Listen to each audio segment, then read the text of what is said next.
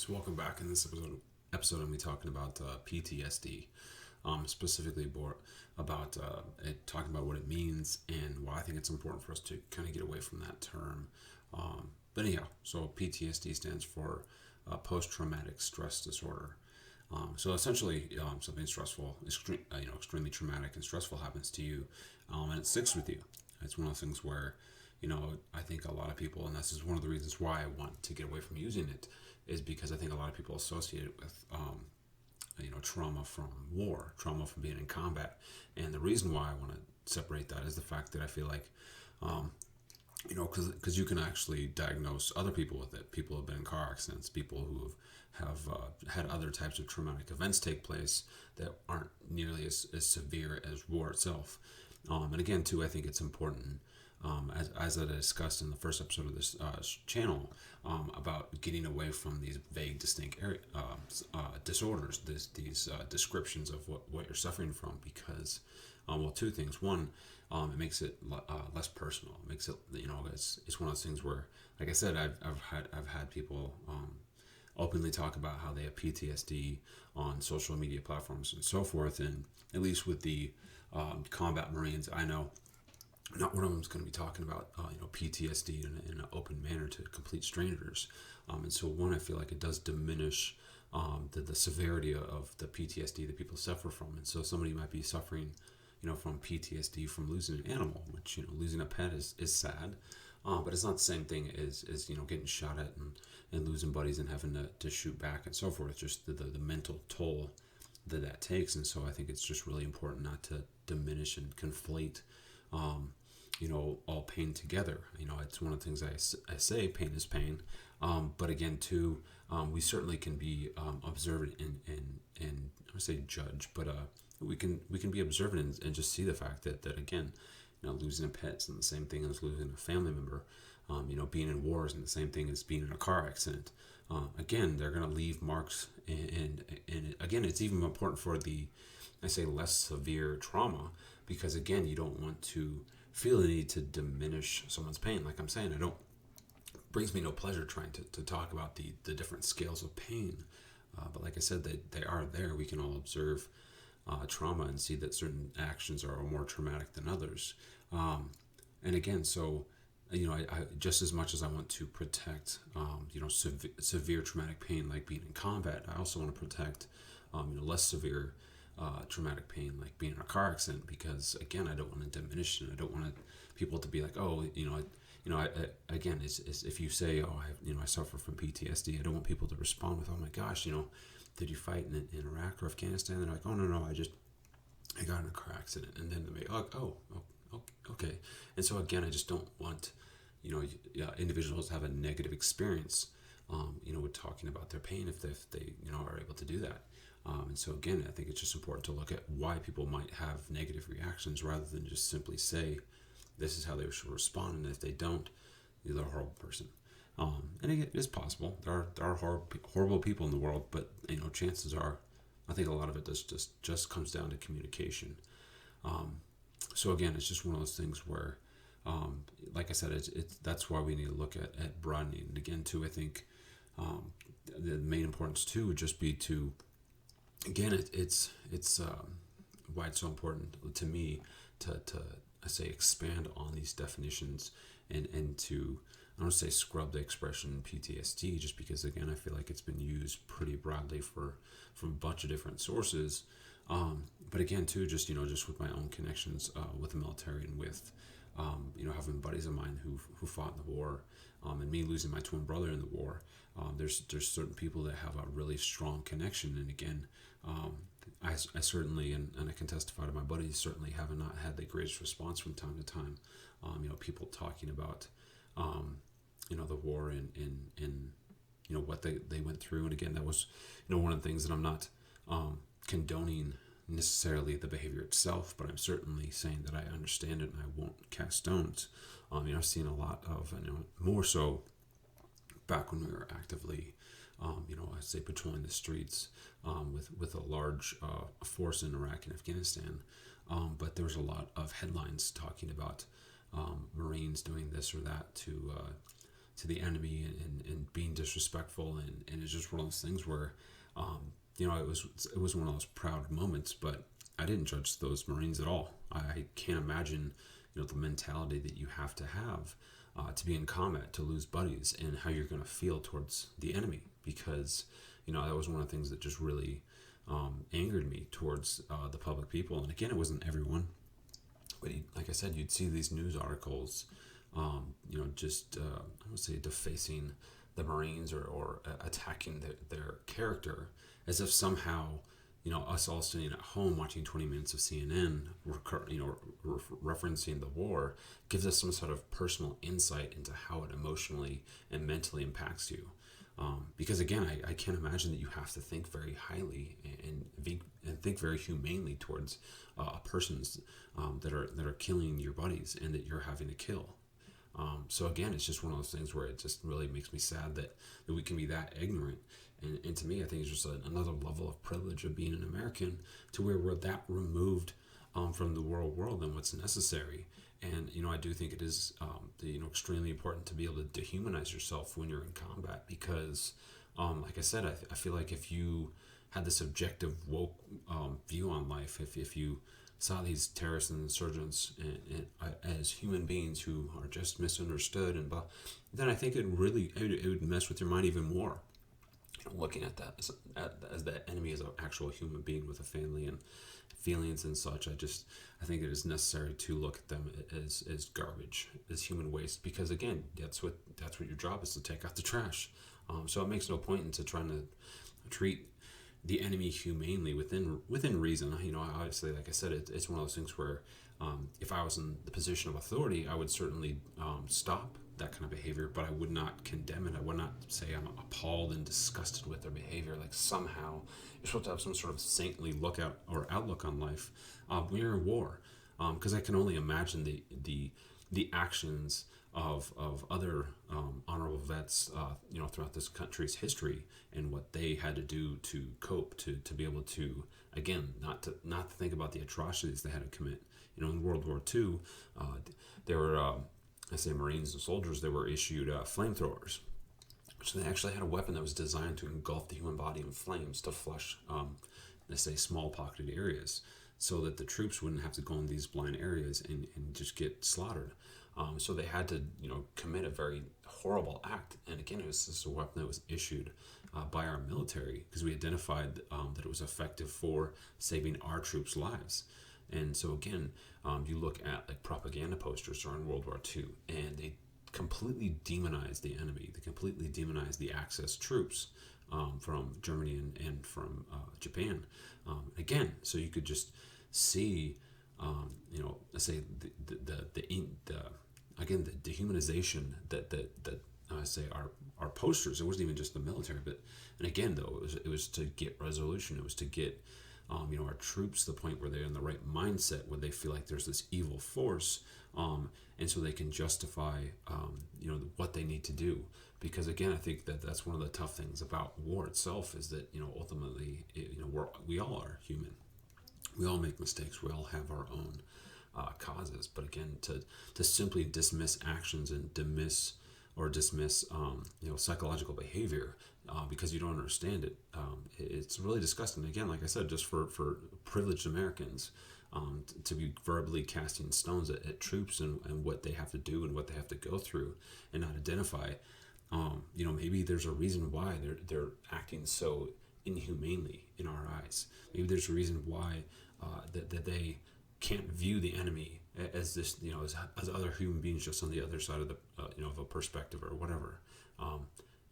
So because again, it's just there have been so many times where other stories have broken, and like one that comes to mind was this one involving, and again, this is something that, like I said, I would have shut down, and there's certain elements that I would have had repercussions for, but I want to say that there was a few years back where there's a scandal that came out with I think it was the Marines and the Army, where they had some type of link that they had for other Marines and soldiers to go to, where they could share, photos and videos of girls. And the one, like I said, the ones I would specifically attack are the ones where they were identifying that that these women were not aware of it. But there was ones to where um, they were saying that these photos or whatever, they were given to them willingly by these girls, and then the Marines shared them. And again, that's something I would stop. I would put a halt to it. I would do my best to let's say gather the media, so that it can't be done again. But again, just judging these Marines' character and saying that they're horrible human beings and this horrible representation of the Marine Corps. And again, I'm not condoning the behavior, and I would never partake in it. But it's just the fact that you're judging their mentality, you're judging their intent, based on not knowing where they're coming from, not knowing. Like I said, I feel like if you have to go to war and shoot at people and get shot at, and lose buddies on a regular basis, you kind of have to not care. And it's something that it's just a sad truth. I mean, if you're caring about people's feelings and about their emotions or whatever, how are you gonna handle, having a buddy get killed? Because it's not even just a matter of, like I said, with myself. I lost my twin brother. That was an extremely heavy pain. But I didn't witness it. Like, the witnessing it would have. I can almost guarantee you I wouldn't be here today if I witnessed it, just because of the totality of that pain and how much it hurts. But again, to witness losing your buddies and such, I couldn't imagine the level of pain, the level of trauma that would leave in my mind. And again, you'd be left with this mentality of, I just need to make myself happy, whatever that means. And again, I'm not justifying the actions. What I'm saying is I'm justifying the mentality. I'm saying that we need to be sympathetic towards the trauma that takes place in these veterans' minds, because it's something that none of us can comprehend unless we've experienced it. And so, to judge, and essentially act like somehow, well, you're not in war now. That was a year ago. That was 5 years. Whatever. So that and completely remove it and act like it's something that's irrelevant to the action. I think it's an ignorant stance. Again, it's just a matter. And again, I'm not saying that someone who judges these Marines and soldiers is a horrible person or anything. I'm just saying that you're coming from a position of ignorance, and that it's important for people to listen to the reasons why people do what they do, not simply just judge the action, and remove any type of influence that may have taken place. Again, that's one of those things where, and again, I'm not promoting it, but it just reminds me of that quote from A Dark Knight. We either die the hero or we live long enough to become the villain. And I'm not saying that these Marines and soldiers are becoming villains by their actions, but I think it's little glimpses into the impact that traumatic pain and that mental illness can have. It's just a matter of trying to be happy in the moment and not really looking at the consequences long term of how that could impact the individual along with people around you. But again, that's why it's so important to look at the distinctions of pain and to really look for the answers of why people do certain things and why people make certain choices, rather than simply chalking it up to unexcusable behavior. Again, it makes me sad, because constantly being in the spotlight with their actions, I feel like that's one of the reasons why the military doesn't necessarily have these Marines' backs, is because publicly they can't say a certain thing, or they can't promote and try to justify a certain behavior. But I'd like to think that, again, if they've experienced combat, if they've experienced the toll that takes, that they would understand the impact in decision making that's going to have. Because again, ultimately, I think that these Marines who are making these poor decisions at times are great men. They just have succumbed to their pain, and they're trying to, let's say, numb themselves. And sadly, again, when you're trying to numb your pain and people can't see it, it's like I said, that's the one of the most difficult things about mental illness, is that it's an invisible pain, but it's a severe pain. It's like internal bleeding. It's something where, if not dealt with, it will destroy you. It will ultimately destroy you. So it is very important to identify that. But like I said, the problem is that it's invisible.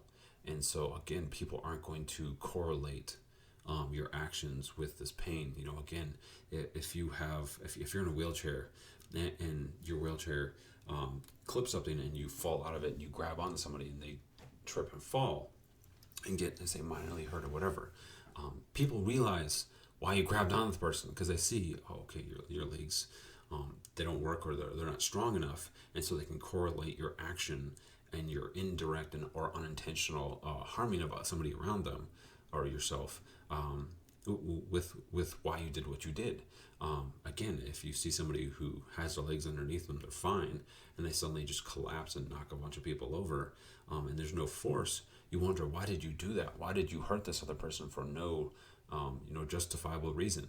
And again, I feel like that's one of the most difficult things about mental pain is talking about it, because again, a lot of times you don't want to bring it up. You don't think people are going to understand, and a lot of times people don't understand. And so that thought of bringing it up and trying to explain why you did what you did, why you made this poor decision, when like I said, it's hard enough as it is, but you misstep, you act out of sorts, you unintentionally or maybe somewhat intentionally hurt somebody around you, and people are asking, why did you make that decision? Why were you so selfish? And internally, you're probably just crying. Internally, I bet you're probably crying because you know that people aren't going to understand. You know people are just going to think that you're making an excuse. And so again, I think that's just the one of the big things about why I think it's so important to not give these these broad stamps of PTSD or it just I really don't like them. I really feel like we need to get something very specific when we're talking about combat trauma, or if we're talking about losing a loved one, that kind of a trauma or whatever, and just make these distinctions, so that we can do each version of pain, each source of pain a service, and also to not just generalize it, because again, I feel like a lot of people who suffer from the more severe, more traumatic, more engulfing pain are more apt to be silent, because this is I hope this isn't too insensitive of a example, but how I view it in a manner of speaking, please don't hate me, is that like the Olympics, right? So you got the track and field, you got the gymnastics, you got the swimming, you got some those the Greek gods and goddesses type athletes that we all think of, maybe when you think of the Greek athletes that started all the Olympics. But anyhow, and then you've got these speed walkers, then you've got the ping pong champions, and so it kind of like getting a gold. Again, I know this kind of sounds a little jerky, but getting a gold medal doing a speed walk, and then getting a gold medal doing some 40-yard dash where you're literally a lightning bolt. It's not really. When you see both things, it's like if you were trying to explain the Olympics the first time to somebody. Again, I'm pretty sure everyone knows what the Olympics are. But if you're trying to, let's say this person is completely coherent, understands everything, but simply was in a box, doesn't know what the Olympics are, and you try to explain it, and you show a clip of a ping pong championship or a ping pong medalist, and again what they did to get this medal, and then or a speed walker, they're kind of be like, cool. Yeah, and they really don't get the significance of what being a gold medal Olympian is. And then it's a different person. You show them Usain Bolt, or you show Michael Phelps at their and you just show this dominance of physical godlike status. And I'm sure they'd be blown away and be like, oh my gosh, that's a real human. So again, that's my point, is that you're showing the same accomplishments, but you're not showing the same feat. You're not showing the same level of I want to say greatness, because the sad thing about pain is it sucks. But you don't show, you're not representing the same level of severity. And so again, that's why I think it's really important to come down to looking at different distinctions. And again, I wouldn't even I would want to make them as unique as possible, just so that we can, because again too, that might be even something that would benefit getting help. Somebody might say suffer or know somebody who suffers from that specific type of post-traumatic stress disorder, and so they might feel more compelled to help or even share their own story. But again, if you're just generalizing pain, I feel like that's one of the largest mistakes that is misunderstood mental illness and continuing. And I think that it's getting better, but I think from what I've seen, the main part of what's getting better with mental illness is simply talking about it, which is the start. That's where you got to start. But understanding, I feel like it's just miles and miles away. Again, you look at the news, you look at anything involving politics or social unrest, or there's so much mental illness going on, and it's not, like I said, it's not an attack on people's character. It's not an attack on them, their strength or anything. It's just a fact of identifying. I think one of the things that a lot of people ask is, how could you feel that way? How could you believe that? How could you, be okay with this or not be okay with this? And so again, there's just this constant how, and I'm just like, it's mental illness. It's people's pain not being addressed or understood or acknowledged, or misunderstood. And because again, I feel like if we were all mentally happy, you really would. Do you really think that this is how people behave when they're mentally happy? They scream at each other. They call each other names. They physically attack each other. No, not in the least.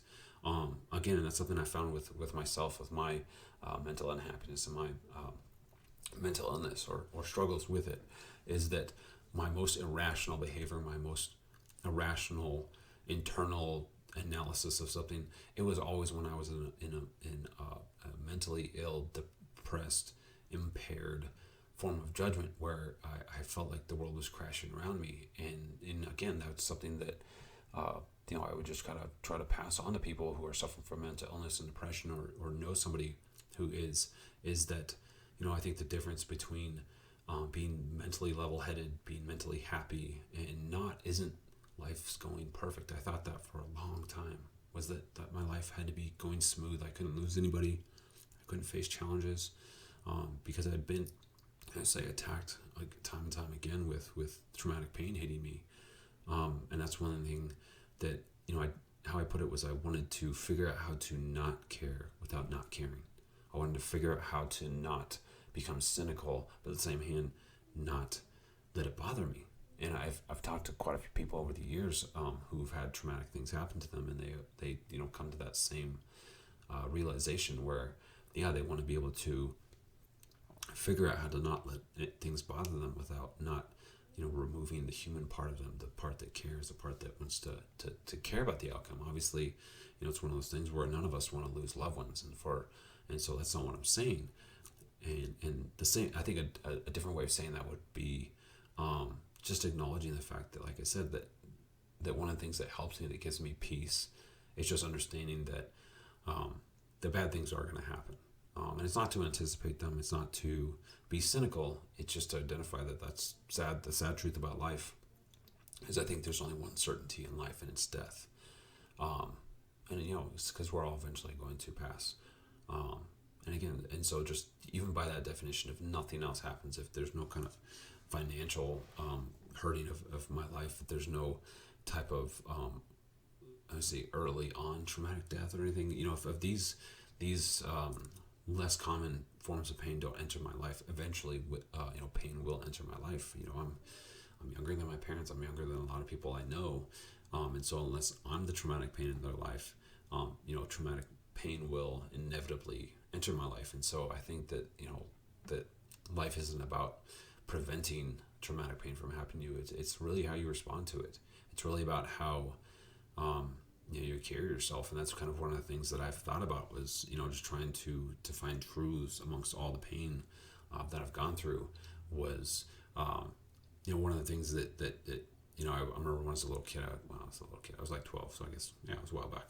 I remember thinking to myself that I was destined for greatness, and as the years have gone on, and again to just me, immersing myself in information and history, that's one of the things that I kind of started identifying, is that's kind of a sad badge of honor, is going through traumatic pain, because I say a lot of people can't deal with a lot of traumatic pain. A lot of people don't have the strength, and so that's kind of one of the words of encouragement that I try to pass on to people when they've had really challenging things happen, and really painful things happen to them, is that, to me, I think it's just a testimony of how strong you are, because I see a lot of people wavering under a lot less weight, wavering under a lot less significant pain, and again, it was a question I asked myself, was why me? Why why was I chosen to carry this pain? And something that kind of gave me some level of confidence and strength was just identifying that maybe it's because I'm stronger, maybe it's because I can deal with a lot more.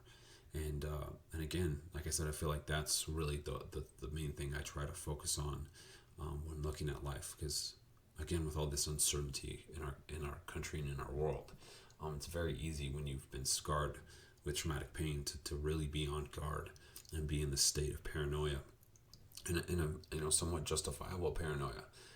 But I didn't want to live that way. Like I said, that's something that I know from experience, that is the mindset of depression and mental illness, that tears away any kind of good moments. Like I said, there's so much of my life, bad things haven't happened, but some bad things have. But when I look in between those moments, there were plenty of days when nothing traumatic happened, yet my life was deprived from true happiness because of past events and worrying about future events. And so that's one of the things I thought about was, like I said, how do I not care without not caring? And that's the thing, was that obviously I'm going to care if something painful happens. But that's one thing I realized was, after years and years of trying to prepare for it and try to protect myself and try to be on guard, I realized that didn't prevent anything. I just diminished my ability to be strong when it happened. It was like it's like poking at a wound, and then the wound, after some time, if you're poking at it, it gets re-wounded. And so did my wound get any stronger in between? It could have been left alone. It could have been healing and be in a better position to where once it was wounded again, it had already recovered so much, and therefore, and I didn't allow it to happen. I was mentally weaker. Like I said, when and I had gotten to a point, it was about 7 years after my twin was killed, where for the most part, more days than not, I was happy. That being said, I did have an underlying wound of mental pain that I hadn't sought, and it was because I had gotten to a point where more days than not were good. I was generally able to block out my pain from losing my twin, and so I interpret that as success. I interpret that as I'm doing all right. And so, when my dad did what he did to one of my little sisters, it nearly destroyed me. I've never been in such a dark hole as I was following the first few years after that. And that's what it was because I hadn't really healed from losing my brother. I hadn't figured out how to be open up about it. I hadn't been able to, like I said, that's something I've been doing since he was killed, was that my emotions will get me. I'll realize that people around me, I'll realize that somebody might, see tears in my eyes, even my wife, even, my family, people, my best friends, and I wipe it away. I instinctually will wipe it away, because that, ever since my brother was killed, I didn't want to feel that vulnerability. I didn't want people to see my interpretation of what I thought I was being weak. And again, too, for it to be, 15 years since my brother was killed, I didn't want to have that judgment, because I knew that unless somebody had gone through what I had gone through, they wouldn't comprehend the effects it will have on you. And so I just as soon hide it. But like I said, that was one thing I realized, was that was preventing me from healing. And that's really, like I said, going back to everything going on in the country, I feel like that's really what it is that people don't feel like they can be straight with their pain. And so they're emotionally lashing out. They're emotionally responding to people's actions or lack of actions. And so, like I said, looking back, there's a handful of times where I was on edge, and I almost got into fights a lot in the bars. I would get drunk and I'd get mad, and I'd want to break people's faces for saying insensitive things to me, because just kind of the summarization of that principle would be a video I made about, I think I titled it something like, "My brother died for you, my twin died for you," or and so that was a truth that I've struggled with since my twin was killed, and it's just part of the reality, is that every time I see see misbehavior, and I see, specifically in this country, when I see a lack of appreciation for opportunity, a lack of appreciation for being blessed to be in this country, that's definitely something that comes to mind, is me thinking my twin died for you, so that you could live free and be so cynical towards our country, be so cynical towards the flag and the military. And yeah, and so that's an emotion that I have. But if I was to respond, how my emotion directs, I would not be a kind person. I would not be cordial at all. I would be very aggressive. I would be very in your face. I wouldn't care what I called anybody. And again, so you see that behavior happening constantly on social media. That's the worst. The worst is it's not just the people talking about it, and then those videos are posted, because you see a lot of hostile behavior in public.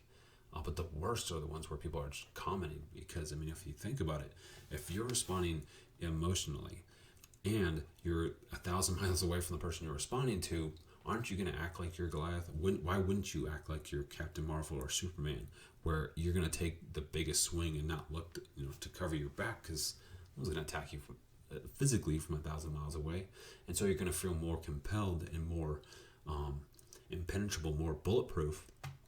So why wouldn't you take that shot? But again, I think it's just really important for us to really self-reflect, and that's actually kind of leads into the next movie I'm going to be making. I'm going to be talking about, are you the cancer or are you the cure? Because I think a lot of people get it confused. But yeah, that's the next episode. But say good luck and good night.